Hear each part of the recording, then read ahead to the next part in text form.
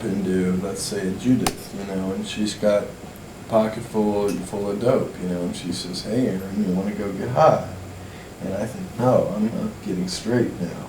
But the depression that's eating me up inside, and the thought of bills, and the thought of, you know, the only way I can describe the feeling is that that I have to walk through a desert, miles and miles of a desert to get, you know, time seems to last forever.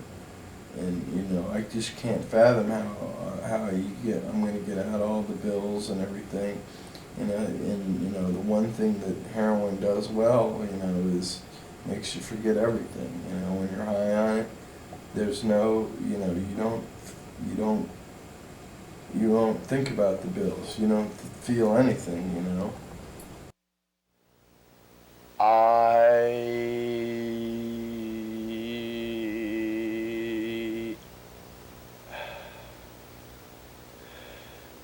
am joy.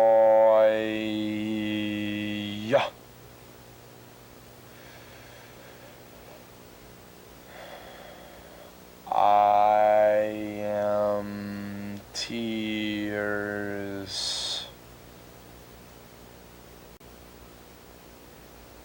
I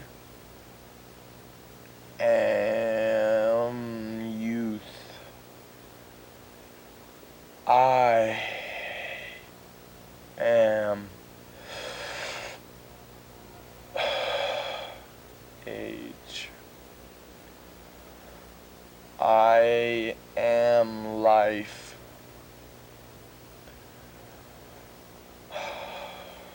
I am death. I am a sunny blue sky.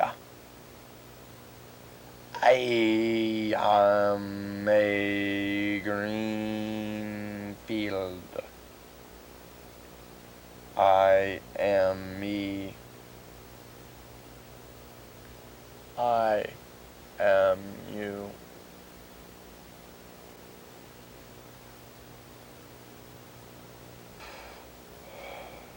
The song of life beats on.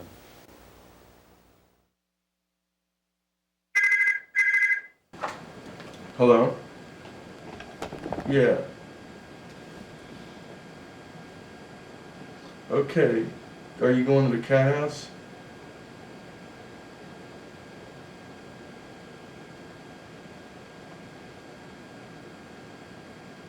Why don't you go to Bellevue?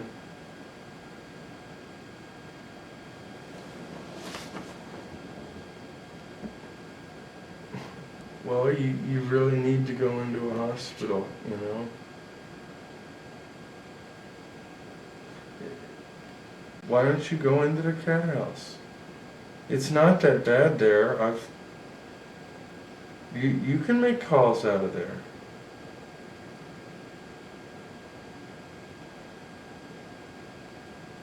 Well, you know, you have two choices, you know. You can go into a rehab, or you can, you know, you can try to stick it out, but you don't have a place to stay. So, you know, I don't know what to tell you. I mean, I don't know. I mean, I really don't know. You know, I don't know what she'll do. You know. Yeah, I think that'd be best. You know, but I really can't. You know, I don't know what to tell you. I mean, I'm in the hospital myself. You know, Judith, and it's, you know, it's, you know, you really need to deal with this. I mean, you know, it's a serious situation, you know, and once you get in the hospital, you know, it's going to be a lot better, you know. Yes. Yes, please. Okay? Alright, I love you, okay? And it's not going to be bad, alright? It's really not. You have to do it. You really do. Okay? Alright. Alright, I really have to get off the phone right now, okay? But you know, you can call me later, alright, if you need somebody to talk to. Alright? Okay, I love you, Judith. You take care of yourself. Bye-bye. Her dilemma is she could possibly die from the withdrawal because she goes into seizures. She has problems with seizures. So she's in a very serious situation. I remember one day me and Benji were walking down the street with her, and we told her repeatedly not to take these pills. These pills, she always goes into a seizure when she takes them. Well, you know, she took, I'd say, I don't know, Benji said she pulled out about 15 Darvocets and about 10 Somas, which is like a similar, it's a derivative of Quaalude. It's a similar muscle relaxer. And we turned around and noticed Judith flopping on the ground like a fish, turning blue. Scared the living shit out of me, man. I remember when I met her, she was a really beautiful girl. Very, very beautiful. When I met her, she was 16, and I was sitting over at a friend's house. And I had dreadlocks at that point. I was a really pretty wild looking, you know, punk, you know, I was probably about 20. She was probably about 16 at that time. And I remember she walked up to me, and the first words out of her mouth were, "What drugs are you on?" You know, and, you know, I guess that says something about, you know, kind of where she's at. She's got, you know, a lot of problems outside. I can barely even sit and talk to her for more than a couple of hours. It makes me so upset just to see her, and I'm a drug user too, but she's on a death trip. The thing is we all started out, you know, we were all really, you know, in the beginning, pretty nice. Not that we're not nice people anymore, but the drugs definitely screwed things up, you know, beyond, I mean, that sounds stupid even. It's so mild, what I'm trying to tell you right now. When I turned around and saw her flipping around on the ground, I just thought, Jesus Christ, this is too much. You know, this is really too much. You know, we just told her not to take those things before she did. You know, she didn't have to take them all. You know, that's the situation that's going on now. I mean, you know, I haven't seen her in 2.5 years, and that's an example of what drugs do to you. I mean, she's been out, you know, probably selling her body and SF, and who knows, maybe she's got AIDS. You know, maybe she'll be dead soon, but I was looking through a shoebox full of photographs the other day of mine. She was smiling, you know. I haven't seen her smile in a long time. I hope you can recognize that that's where you're headed. I don't want to see you go there, you know?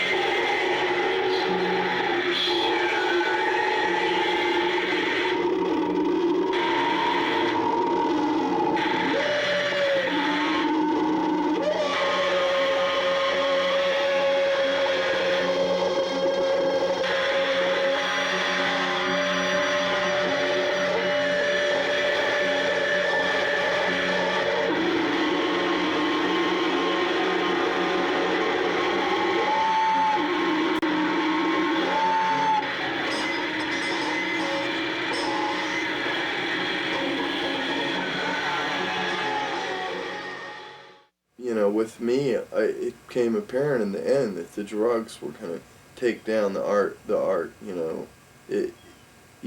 really wanted to be a junkie in the gallery, in an opening, a junkie going out to whatever it might be. But I realized in the end there was no way that I could keep my mind on both those tracks, or even use drugs. I thought that I could use drugs to my better ability. Down I crawl, clawing at what's left. The charred remains of the past. The ground making fun of my feet.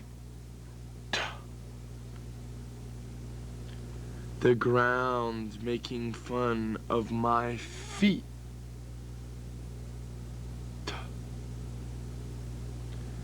I stand waving my flag to the sky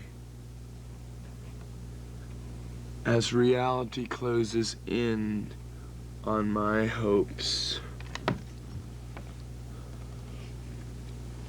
I touch the feeling once again. Under the skin it grows like a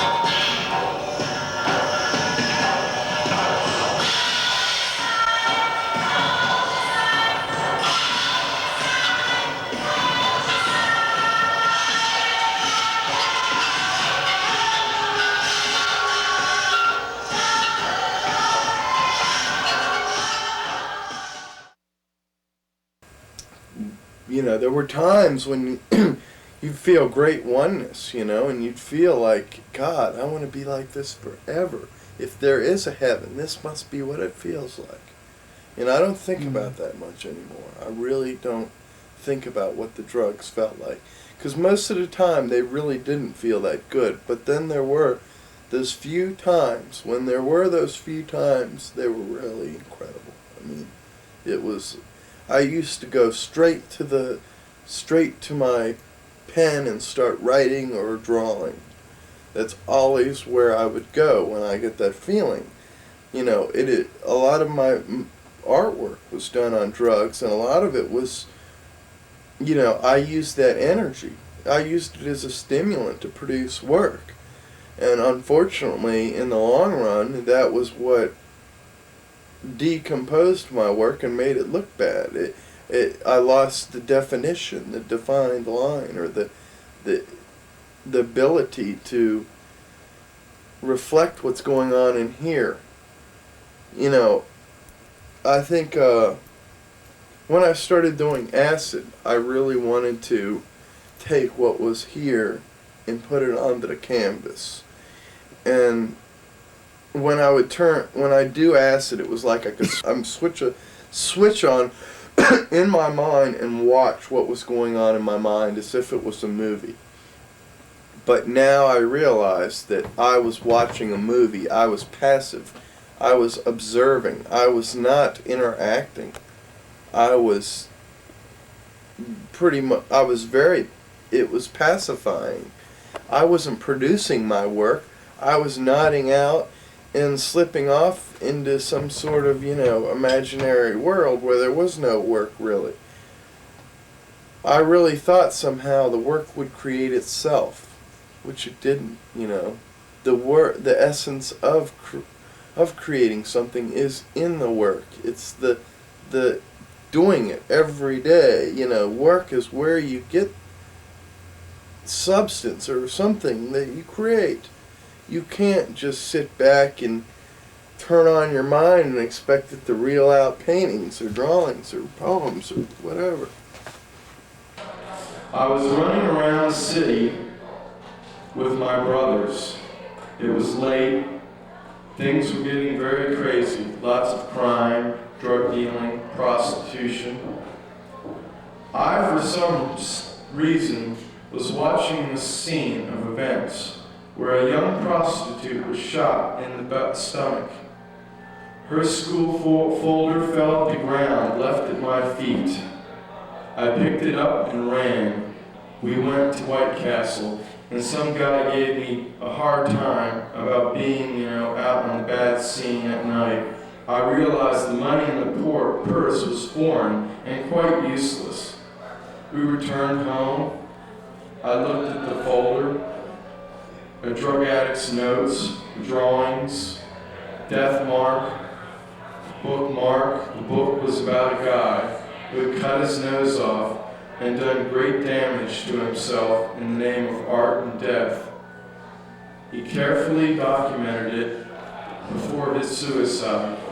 I read more of the notebook and began to fall in love. Infatuated with the prostitute's mind. Thank you.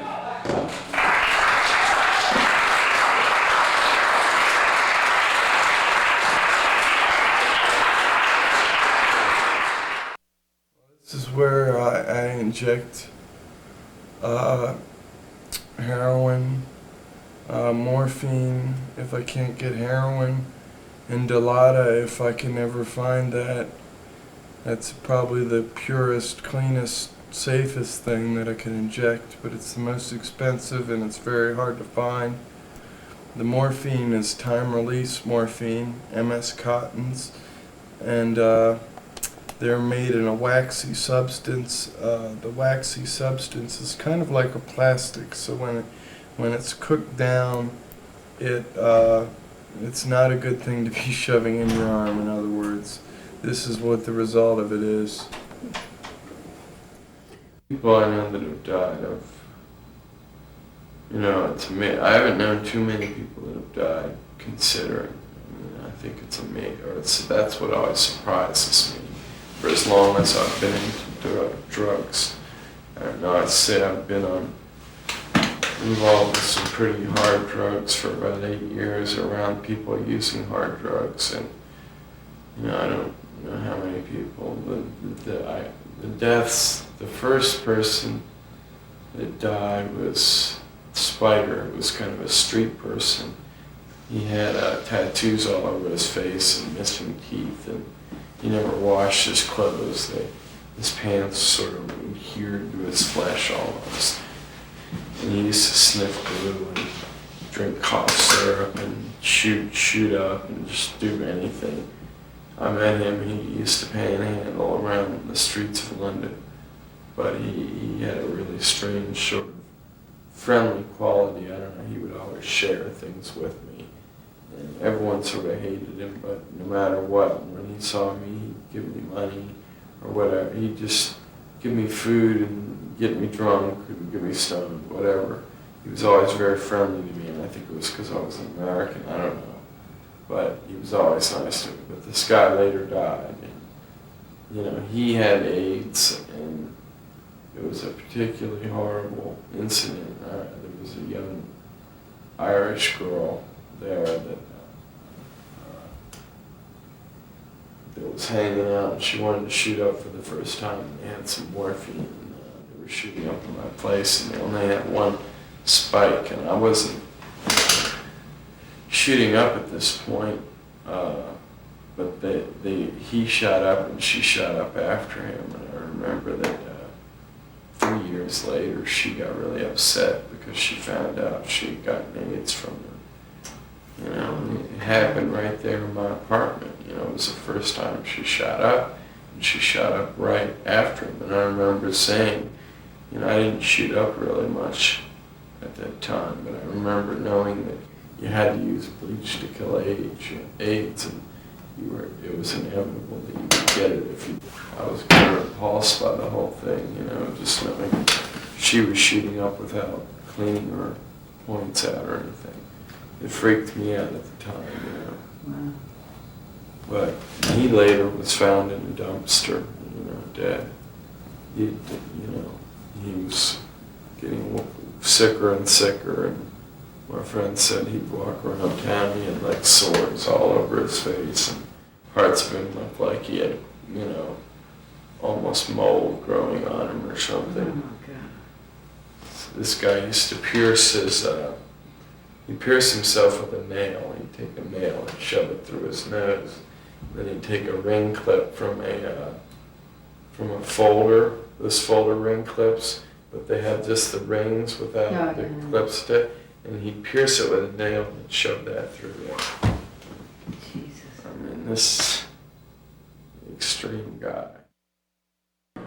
I touch the cold window, pain, steam rises, inside it's cold, outside, no sleeping days, my body is shattered.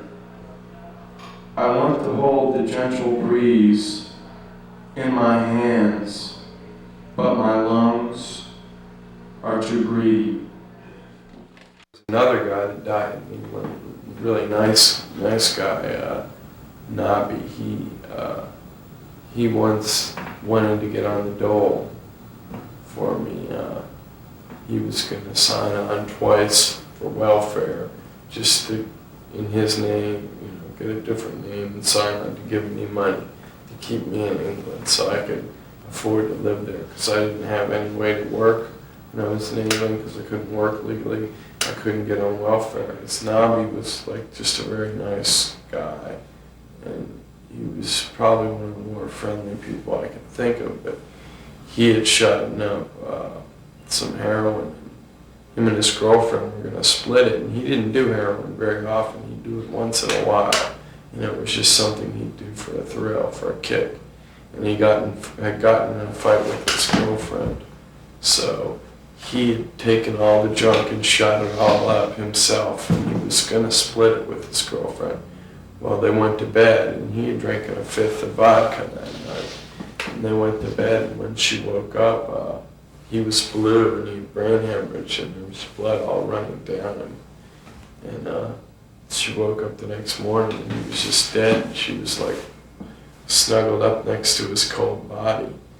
And you know, when the parents went to identify the body at the morgue, there was crab lice on the body, and it's just really, it was, you know, really sad. And he wasn't a heroin addict. He didn't do heroin very often. He just did it once, and you know, it killed him like that. You know. I always really believed that, you know, ultimately I was not going to die. I really did, you know. Mm-hmm. Although I think ultimately I questioned that when I ended up in the hospital.